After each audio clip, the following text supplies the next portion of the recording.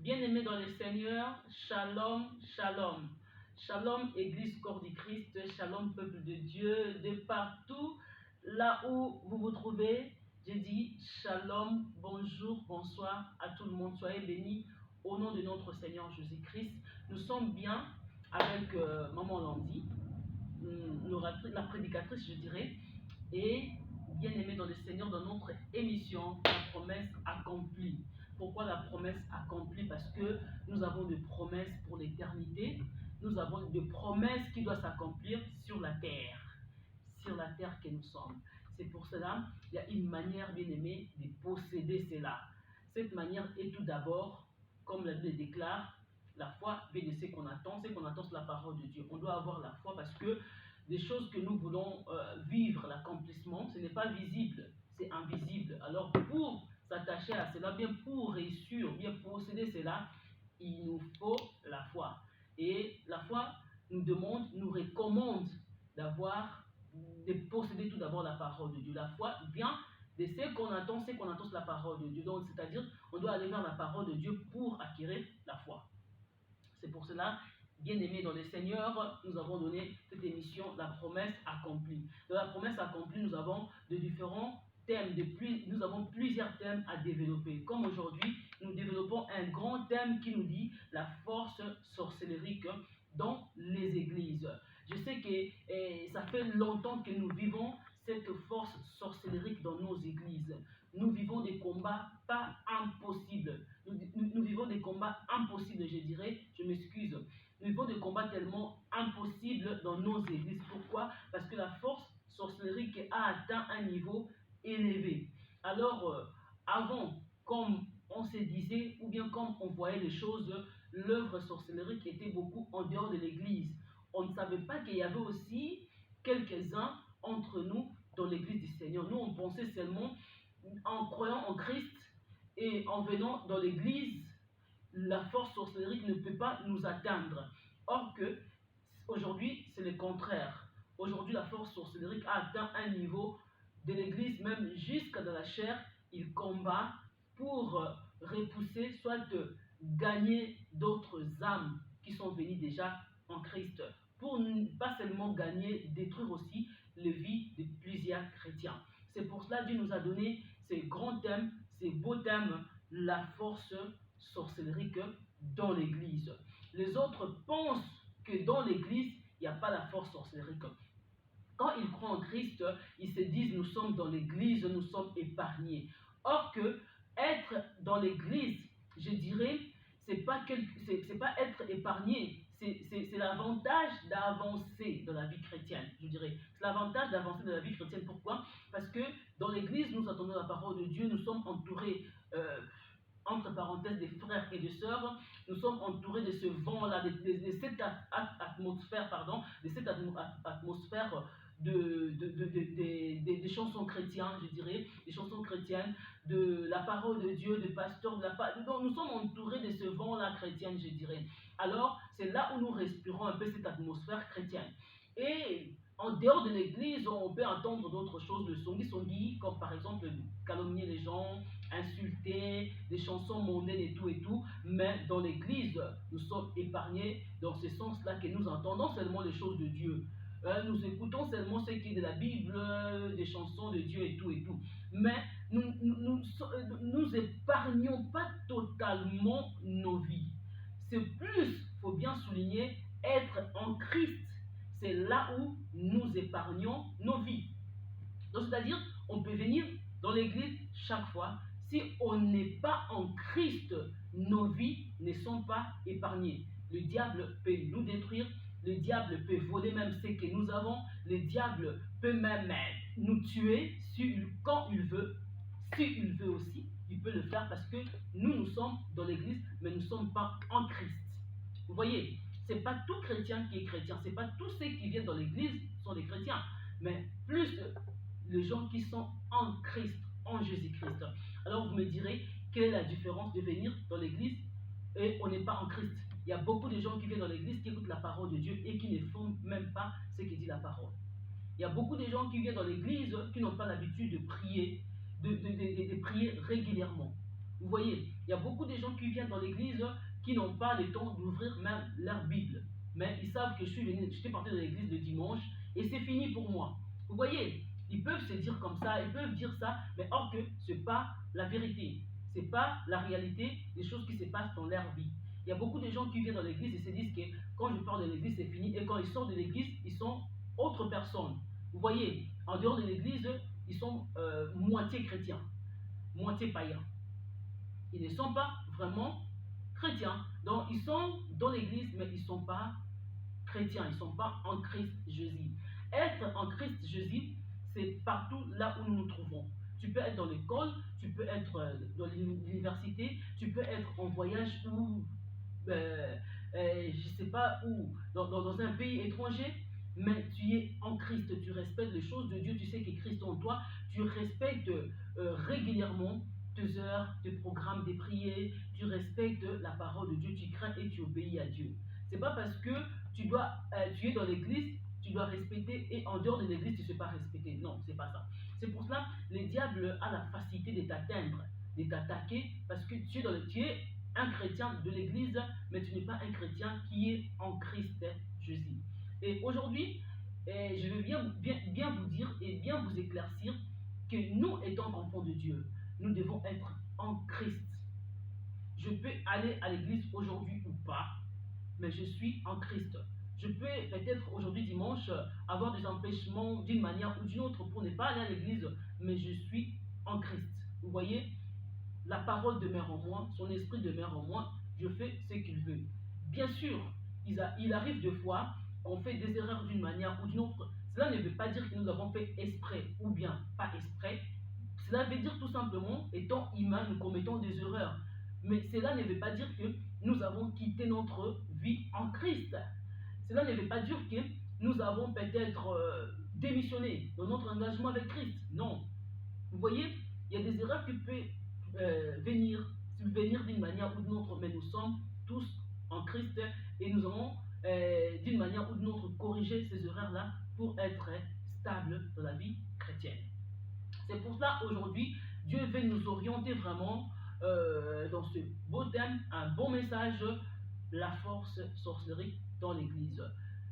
L'Église, pourquoi je dirais l'Église? D'abord, je fais la différence d'être un chrétien, d'être un enfant de Dieu. Donc, c'est-à-dire qu'on parle de l'Église, mais on ne peut pas se dire que quand je parle là, je suis enfant de Dieu, et en dehors de là, je ne suis pas enfant de Dieu. Non, loin de là. Et deuxièmement, ce que je voulais dire, bien sûr, le lieu Église, c'est un lieu là où nous racontons que des chrétiens, dans notre manière de voir les choses, nous racontons que la parole de Dieu et des chansons chrétiennes, ainsi de suite. Bien sûr que dans nos pensées, nous disons ce lieu-là est sacré pour Dieu. Oui, c'est comme ça. C'est un lieu sacré. Rien que pour la gloire de Dieu, on ne peut pas amener d'autres dieux étrangers. Et c'est là aussi que le malin a profité de venir et de détruire les enfants de Dieu. Il sait que beaucoup de gens à ce moment, ils fuient dans l'église, mais ils ne fuient pas en Christ. C'est ça le problème. Ils fuient dans les églises, ils sont dans les églises, ils prient, ils cherchent la face de Dieu. Et là maintenant, le diable a tout compris. Il ne veut pas seulement rester dans le milieu païen, mais son but est d'entrer dans l'église, de détruire les enfants de Dieu dans l'église. Le but, ce n'est pas de détruire l'assemblée, comme ces établissements que nous voyons dans tous nos quatre coins, de Kinshasa, du Congo, de l'Europe, du monde entier. Non. Il veut plus détruire les âmes, le chrétien. Surtout ceux qui ont compris et ceux qui sont bien posés dans la vie chrétienne. Ils entrent lentement et doucement pour détruire complètement leur foi, leur façon de comprendre la parole de Dieu. Le diable, quand il entre dans l'église, il voit, il y a le feu et la puissance de Dieu et la présence du Saint-Esprit. Alors, il pousse les gens de se décourager d'une manière ou d'une autre, en commençant d'abord par la faiblesse spirituelle, la vie de prière. En commençant tout d'abord aussi par les incompréhensions. dans l'église de Dieu. Vous voyez, il va faire régner les incompréhensions. Il va faire régner le découragement. Pourquoi? Tu attendais quelque chose, tu te disais que je vais réussir dans quelques mois, dans quelques années, et là, la bénédiction n'arrive pas, il n'y a pas de changement, il commence à te décourager, il commence à faire entrer d'autres choses dans tes pensées. Ah, je pars dans l'église, regarde ce que je vois. Il commence à égarer ta vie chrétienne. Il commence à te détruire. Ta manière de parler change. Ta manière de réagir change dans l'église. Lentement, lentement. Le diable n'entre pas directement et te dit que je suis là. Non. Il n'entre pas directement, fais ceci, fais cela. Non. Il va commencer à changer, à te détruire, à te désorienter étape par étape. Il va commencer à t'égarer étape par étape. Donc lentement, tu vois la façon qu'ils font les choses. C'est parce qu'ils veulent seulement que tu laisses. Ils ne veulent pas te comprendre. Regarde la façon qu'ils veulent te détruire. Commence à détruire tes pensées. Quand tu ne sais pas dominer sur cela, quand tu ne sais pas quel est l'esprit qui t'anime, qu'est-ce qui va t'arriver? Tu vas aussi appeler l'autre. Quand l'autre n'est pas fort, il n'a pas aussi l'esprit de discernement, il sera en même temps, il sera dans le même chemin avec toi, dans la même pensée avec toi. Il va entrer dans tes pensées, il va dire, ah c'est vrai. Quand vous devenez 2 ou 3, 4, 5, et c'est là où petit à petit l'église sera détruite. Et dans d'autres façons de voir les choses, la force sorcellerie entre dans l'église quand il y a des incompréhensions, quand lentement, lentement, il y a la jalousie, la haine. C'est là où il entre pour détruire complètement aussi la vie de prière. Il regarde dans un coin, l'intercession est tellement forte. Il ne peut pas vous dire directement qu'il n'y ait pas d'intercession, n'intercédez plus, qu'il n'y ait pas des intercesseurs. Non, il ne va pas vous dire ça. Il va commencer à vous séparer, que vous ne soyez plus dans la même pensée, qu'il y ait des divisions entre vous. Quand il y aura des divisions, dans l'esprit des divisions, quand il y aura des divisions entre vous, vous ne serez plus unis dans votre manière de voir les choses, dans votre manière de faire les choses. C'est là où il y aura maintenant la tiédère. C'est là où maintenant il y aura l'affaiblissement, la paresse au niveau de l'intercession. Parce qu'il n'y aura pas directement, la tiédère au niveau de l'intercession dans l'église. Non. Il va entrer, il connaît que c'est l'autre là qui est fort. C'est l'autre là qui fait de sorte que l'intercession avance. C'est l'autre là qui fait de force que quelque chose arrive dans l'église. Vous voyez? Parce que quand nous intercédons, chacun de nous a ses dons. Chacun de nous a des capacités que Dieu a données. Et la personne que Dieu utilise beaucoup va faire de sorte à faire avancer l'église. Vous voyez? Là, vous ne savez pas. Parce que chacun de nous joue un rôle très très capital dans l'église. Ce n'est pas que la tête qui est le pasteur, mais les gens aussi qui sont dans l'intercession, la louange, que dirais-je, l'évangélisation, dans tout ce département, soit dans toutes ces tâches-là, c'est eux qui feront que l'église avance. Maintenant, au lieu que le diable attaque peut-être directement le pasteur, là, entre parenthèses, il va commencer d'abord par attaquer les gens qui sont forts, les gens qui font de sorte que l'église avance. Ça, je parle de la force sorcellerie dans l'église. Regarde comment est-ce que le diable le fera. Il sait que dans cette église, il y a des gens qui sont vraiment avancés. Cette église évolue. Et si cette église atteint un niveau, peut-être le pays sera sauvé, peut-être ces quartiers sera sauvé, peut-être ces capitales sera sauvé, peut-être il y aura pas mal de gens, cette génération sera sauvée, je dirais ça. Et là, qu'est-ce qu'il fera, mes bien-aimés dans le Seigneur? Il va chercher les gens qui font de sorte que l'église avance. Parce qu'au niveau spirituel, nous tous nous prions, mais les effets qui se manifestent dans le domaine spirituel, dans le domaine surnaturel, ce n'est pas le même effet. Donc, c'est-à-dire, l'autre là, quand il prie, quand il s'élève, par rapport à ses dons, par rapport à des capacités que Dieu lui a données, quand il crie, il y a le feu dans le monde surnaturel, et ses paroles, ses cris, sa voix, étouffent les corps du diable. Et ses paroles, la manière qu'il prie, la manière qu'il s'élève à chercher Dieu, détruit directement l'œuvre du diable dans le niveau surnaturel, et cela ne fera jamais l'accès du diable dans votre église. Ça ne fera jamais l'accès de la sorcellerie dans votre église. Ça va stopper d'une manière ou d'une autre que la force sorcellerie n'avance pas, soit qu'il n'agit pas, qu'il soit étouffé, qu'il soit détruit, soit qu'il soit même repoussé hors de l'église. Vous voyez? Alors, comme le diable connaît cela, il ne pourra pas directement détruire la personne au niveau spirituel, il ne pourra pas aussi le détruire au niveau de son physique, bien de ses qualités, bien des dons que Dieu lui a donnés, et il va chercher des sortes à avancer auprès de tous ces gens qui sont auprès de lui. Auprès des gens qui sont auprès de lui, ça peut être toi, ça peut être l'autre, ça peut être je ne sais pas qui, mais quand il va entrer, il va faire de sorte à détruire le pensée d'abord. La manière de parler, les langages. Vous n'aurez plus le même langage, vous n'aurez plus la même compréhension. Vous allez voir, vous serez séparés de toutes les idées que vous avez mis ensemble. Vous allez voir, il y aura d'autres langages, l'autre va parler A, l'autre B, l'autre C, ça va commencer lentement, lentement, et c'est là où le diable va régner. C'est pour cela, dans l'équipe de l'intercession, c'est pour cela, dans toutes ces équipes-là, intercession, évangélisation, et ainsi de suite, il faut qu'il y ait les discernements de l'esprit. Et dans d'autres vidéos, je sais que Dieu nous fera grâce, on va parler de discernement des esprits. Et à ce temps-là, si peut-être le chef de l'intercession, celui qui encadre les dirigeants de l'intercession, si peut-être il a l'esprit de discernement, il va entrer dans la prière pour repousser cet esprit-là en dehors de l'intercession pour que l'intercession avance librement. Dans les cas contraires, le diable va siéger, il va vous diviser, il va détruire, il va amener la tuerie. Tu verras, le fait qu'il est parti, il a amené une force. Le fait qu'il est parti, bien aimé, dans le Seigneur, il va amener, donc il est parti avec quelque chose de bien. Vous voyez, donc vous avez perdu quelque chose. Et les autres qui sont restés, si vous ne savez pas améliorer, soit de chercher des sortes à perfectionner des choses entre vous, vous verrez que le malin domine et prend place. Et lentement, il y a d'autres choses qui peuvent se passer d'une manière ou d'une autre. L'esprit des calomniés, l'esprit des repoussés.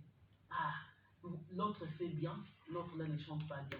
L'autre peut chanter bien, mais l'autre là, peut-être dans les qualités, les dons que Dieu lui a donnés, ça apporte un de plus dans le domaine spirituel, dans le monde spirituel, pour les groupes des louanges. Vous voyez, mais vous savez seulement écouter de voix. La voix qui chante comme ça, elle fait comme ça. Mais l'autre là, peut-être sa voix ne fait pas comme toi tu veux. Mais au niveau de spiritualité, il apporte quelque chose qui est capital pour l'avancement de l'œuvre de Dieu. Mais on ne sait pas. Vous ne savez pas.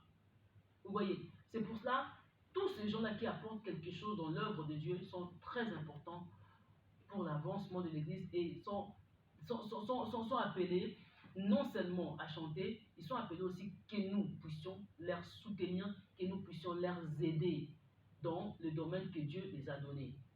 La force sorcellerie dans l'Église fait de sorte à rendre les gens moins forts dans la vie de prière, à décourager les gens. Pourquoi il a dit ça? Comme il a dit ça, vraiment, ça m'a totalement découragé. Je ne savais pas qu'il pouvait dire ça. Tu t'éloignes du groupe d'intercession, tu t'éloignes du groupe de louange, tu t'assois sur le banc en disant que je ne veux plus faire ça. Ça, c'est l'œuvre du diable. La force diabolique va faire quoi? Amener les paroles des autres chez l'autre. Vous voyez, c'est tout simplement pour diviser, pour détruire. Ça ne va pas entrer directement pour vous dire que, et s'il il détruit étape par étape. Si tu n'as pas l'esprit de discernement, si tu n'es pas fort, tu verras tous ces gens-là s'égarer lentement de leur poste. Vous voyez, là où il y a l'œuvre du diable, voulu ou pas, il y a une force résistante qu'on appelle découragement. Il y a une force résistante qu'on appelle négligence. Il y a une force qu'on appelle résistante, qu'on appelle, nous on appelle ça songi, calomnier. Vous voyez, il y a une force résistante qui vient pour amener des incompréhensions. Et là où le diable réussit à détruire, à mener tout cela, tous ces sacs-là dans vos églises, qu'est-ce qu'il fera maintenant? Il va repousser la puissance du Saint-Esprit d'agir. Parce que là où il y a le Saint-Esprit, c'est la destruction totale des œuvres du diable. Là où il n'y a pas le Saint-Esprit, l'œuvre du malin évolue calmement. Tu verras dans d'autres églises quand tu pars, il n'y a pas la puissance du Saint-Esprit. La puissance du Saint-Esprit ne réagit pas.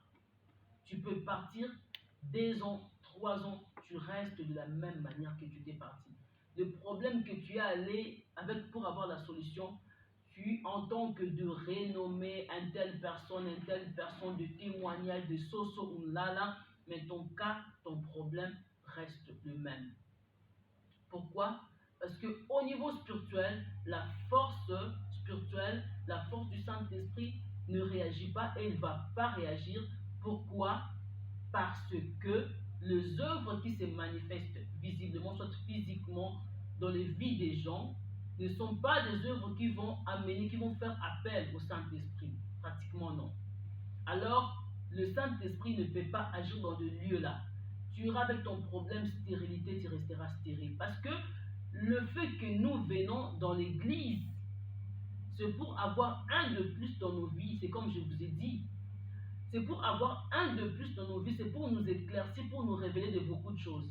Et quand dans l'église, nous sommes limités, on ne sait pas se battre seul dans notre coin, voulu ou pas, bien aimé, on n'aura pas l'avancement, ni dans le monde de la connaissance de la parole de Dieu, ni dans les niveaux spirituels de la vie de prière, ni dans les niveaux de dons, de qualité, de grâces que Dieu nous a fait, ni dans les niveaux de solutions de problèmes que nous voulons effacer.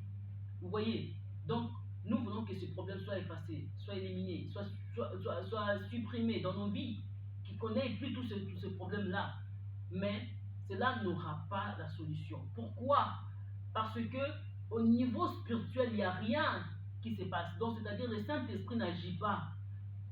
On vient comme un coutume dans l'église, on prie, on part, on prie, on part. Et c'est fini. Or que la vie des prières, la façon de prier, soit la façon de chercher Dieu, ce n'est pas et ça ne peut jamais être de cette manière-là. Voulu ou pas, on ne peut pas changer cela.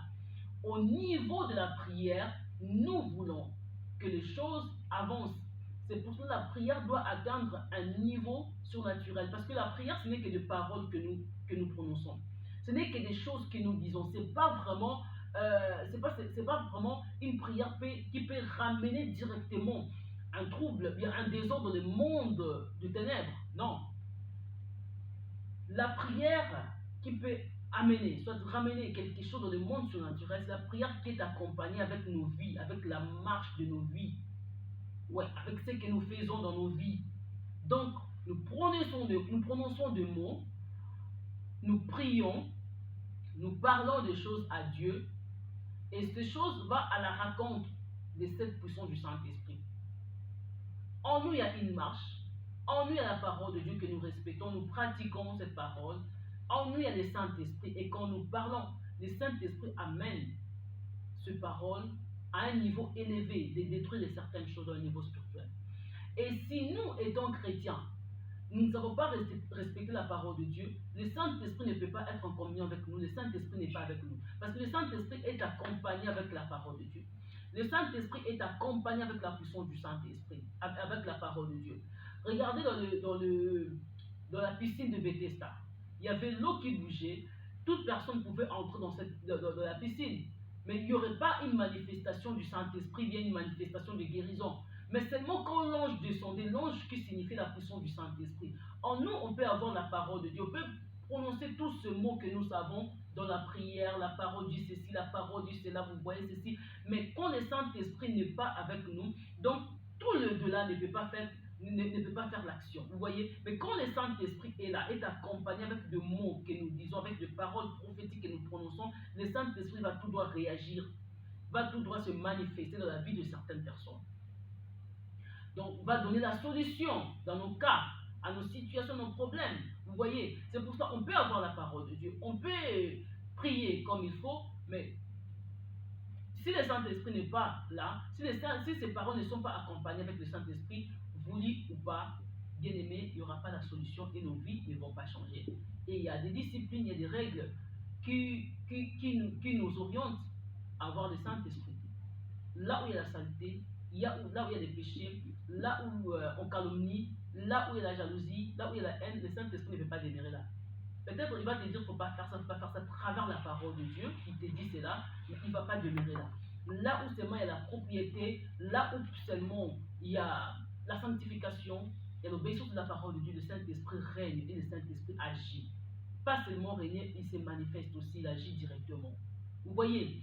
Alors, la différence de l'Église euh, qui a le Saint-Esprit, qui n'a pas le Saint-Esprit, c'est-à-dire, le diable peut régner facilement. Tu verras, il y a des églises qui prient, et des églises qui gênent beaucoup, il y a des églises là où on prêche la parole de Dieu, il y a des renommés pasteurs, il y a des renommés musiciens et tout, mais l'œuvre du Saint-Esprit n'agit pas. C'est parce que l'Église, dans leur niveau physique, dans leur marche, ils sont contraires à la parole de Dieu. Pour que le Saint-Esprit prenne place dans nos églises, il faut que, bien aimés, nous repoussons des autels du diable, des autels sataniques physiquement et spirituellement. Vous voyez? Et je dirais, comment connaître ces églises-là? Vous allez connaître, par exemple, je dirais, vous allez dire que non, peut-être c'est pas leur faute et tout. Des cas de stérilité dans nos églises durent beaucoup. C'est pas leur faute, on dira pour Sarah, on dira pour Rebecca. Oui, Rebecca, c'était son cas, Sarah, c'était son cas. C'était sur, je dirais quoi, un message que Dieu voulait donner à l'église. Si ton cas c'est comme Sarah, je dis oui. Amen. Si c'est pas comme Sarah, ne te fais pas Sarah. Peut-être ton cas, c'est dit à une malédiction quelconque, c'est dit à un combat quelconque. Alors là, il faut s'élever, il faut dire non. Alors ta prière, ça peut dire une année, ça peut prendre 2 mois, ça peut prendre 3 ans, mais ça ne peut pas être seulement comme Sarah. Parce que beaucoup de gens se font comme ça, se font de Sarah, se font de Anna, se font de Rebecca. Or que tu n'es même pas Sarah, tu n'es pas Rebecca. Alors il y a d'autres situations qui ne changent pas. Célibat chronique. L'autre chose, l'avancement. Vous allez voir, plusieurs personnes aujourd'hui dans nos églises n'avancent pas, atteignent pas un niveau. Les païens avancent facilement, mais pour que les chrétiens avancent, c'est trop difficile. Pourquoi c'est là? C'est parce que tout simplement, dans nos églises, il n'y a pas ce feu-là. Ce n'est pas toutes les églises. D'autres églises, les pasteurs qui sont devenus des leaders ne sont pas appelés à être des pasteurs, ils ne sont pas mandatés. Mais par rapport à tous ces honneurs qu'on donne les autres pasteurs, et ils veulent aussi être par rapport aux sentiments, ils veulent aussi devenir, je suis pasteur, je suis pasteur, je suis pasteur. D'autres, c'est pour ça. Et comme l'alliance de la mission que Dieu donne à ses serviteurs n'est pas dans la vie de ces pasteurs-là, vous verrez beaucoup de gens dans ces églises-là sont bloqués. Parce que les pasteurs n'ont pas l'appel, n'est pas mandaté à être leader de l'église. Peut-être il est pasteur à côté d'un leader, mais lui il s'est dit, il est devenu leader. Et il y a d'autres bien-aimés dans le Seigneur qui sont peut-être, qui ne sont pas vraiment serviteurs de Dieu, mais ils veulent ce poste-là, ils veulent demeurer là parce que les autres aussi sont respectés, les autres aussi ont atteint un niveau parce que, et ils sont aujourd'hui pasteurs. Et si tu es dans des églises pareilles, bien aimé, le diable va régner parce que la mission, quand Dieu appelle un pasteur, il donne des capacités parce que c'est lui Dieu qui appelle, c'est lui Dieu qui ouvre les yeux, c'est par rapport à l'appel qu'il a donné à ce pasteur-là. Et si l'appel ne lui est pas donné, il n'aura pas des qualités, des dons, la vision, bien l'écoute, dit peut-être à la mission qu'il a voulu, à la mission que lui-même a accepté d'avoir. Dieu donne des capacités à la personne qu'il a appelée, à la personne qu'il a mandatée. La personne qui n'est pas mandatée, qui n'a pas cet appel-là, comment est-ce qu'il aura des capacités à orienter les enfants de Dieu? C'est pour ça qu'il y a trop de bêtises aujourd'hui dans nos églises. Pourquoi ces pasteurs-là ne sont pas appelés à cette mission, mais il est fait et ils ont des enfants de Dieu à leur côté. Qu'est-ce qu'ils feront avec tous ces enfants de Dieu-là? Tu ne connais pas les cas de la personne, tu ne connais pas comment est-ce que les choses évoluent. Il n'y aura que des chaotiches et des chaotiches, donc chaos plus chaos dans nos églises. D'autres façons de voir les choses de Dieu, c'est aussi de cette manière-là. Le diable va entrer facilement, il va détruire facilement l'église, il va détruire la vie des gens. Tu verras, tu es dans une église comme ça, tu n'évolues pas, les choses ne changent pas, C'est parce que le pasteur qui est leader n'est pas appelé dans cette mission. La tâche qu'il a reçue de lui-même, ce n'est pas Dieu qui lui a donné. Et tu verras de l'autre côté, qu'est-ce qui va se passer? Le diable a combattu le pasteur dans le sommeil. Un pasteur qui ne prie pas beaucoup, un pasteur qui est nagé dans les distractions, un pasteur qui est nagé dans de n'importe quoi, à calomnier, un pasteur qui est nagé dans de, que dirais-je, dire les choses des autres. Aujourd'hui sont animés, pasteur Okuna, église Okuna, un pasteur qui est animé de l'argent. Pour lui, c'est d'abord l'argent. Un pasteur qui est animé dans des choses mondaines, c'est un pasteur qui détruit l'église, qui fera des sortes. À travers lui, le diable va entrer, les sorciers vont entrer et détruire vos vies, étant âme du Seigneur, étant fidèle de Dieu. Vous voyez, c'est parce que le pasteur n'est plus comme il était, il est distrait dans n'importe quoi. C'est lui, au lieu de prendre le temps d'être connecté dans les domaines spirituels avec Dieu, de prendre le temps de se positionner dans le monde spirituel, dans un combat quelconque de l'église, lui, son temps, c'est de voir d'autres choses. Lui, son temps, c'est de voir l'autre pasteur, l'autre église, l'argent et tout, c'est fini. Aujourd'hui, la force de l'église a atteint un niveau. Il a détruit l'église. Surtout les églises que vous voyez, qui sont plus, qui n'aiment pas vraiment prier, qui n'aiment pas évangéliser, qui n'ont pas le temps d'intercéder comme il faut, qui sont basés sur des vêtements, louanges, bakota ba danse nyonso makambo nyonso mokoma ya bango. L'église à bongo nde yangwana et comme l'église il y a distraction et en fait ça diable na kati. Tu verras leur comportement, leur façon d'habiller. Il n'y a pas vraiment une vie de prière, il n'y a pas la vie de jeûne et de prière. Ils ne prennent pas soin des âmes. Même si les âmes ont des problèmes, les fidèles ont des problèmes, il n'y a pas de suivi. Même si les problèmes les fidèles peut-être ont des cas un peu difficiles, ils ne prennent pas soin de tous ces gens-là. C'est mal l'argent, l'argent, l'argent. Les églises, pareil, le diable est déjà là. Le diable est en train de conduire l'église. Nous savons, toutes les églises, il y a des sorciers qui combattent les églises. Toutes les églises, il y a des esprits malins. Mais les esprits malins ne conduisent pas l'église là. C'est l'esprit de Dieu et on cherche à repousser l'esprit malin qui est en fait de l'église. Mais quand l'église est conduite par des esprits malins, et qu'est-ce que nous faisons là-dedans? C'est les problèmes que nous avons aujourd'hui. La force du diable, la force dans nos églises détruit la vie des prières, détruit la vie des gens. Donc il fait de sorte que les âmes soient égarées, les âmes soient perdues. La force sorcellerie dans nos églises, qu'est-ce qu'il fait encore? Il fait de sorte ce que nous voulons recevoir, les changements que nous voulons acquérir, les choses que nous voulons bénéficier, que nous ne l'ayons pas, que nous ne les possédons pas dans nos mains. Tu verras des cas dans nos églises durées de 5 ans, 10 ans, 20 ans. Pourquoi? C'est parce que seulement l'église est dans la distraction. Et le diable évolue calmement, tranquillement. Faisons attention, étant enfants de Dieu, de tout ce qui se passe dans nos églises. Ça, c'est notre première partie. Je sais que le Seigneur nous fera grâce. On aura peut-être prochainement, le mois prochain, peut-être la fin du mois prochain, notre deuxième vidéo de la force sorcellerique dans les églises. Soyez bénis, peuple de Dieu. C'était avec vous, Maman Lundi, en direct de cette émission La Promesse Accomplie.